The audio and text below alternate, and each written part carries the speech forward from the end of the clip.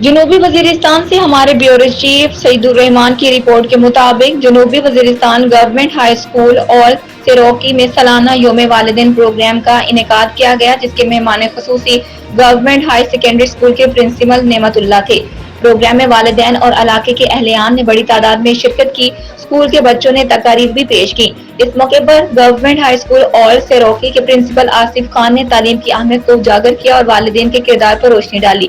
اس موقع پر chief guest نعمت اللہ خان نے کہا کہ بچوں کی تربیت اور تعلیم کا اہم کردار ہے۔ ان کو اچھی تعلیم اور تربیت فراہم کرنے کے لیے اسکول میں داخل کروانا اہم ہے۔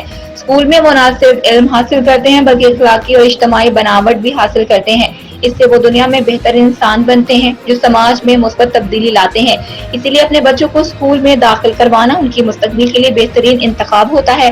آخر میں چیف گیسٹ نعمت اللہ نے بچوں میں انعامات بھی تقسیم کیے۔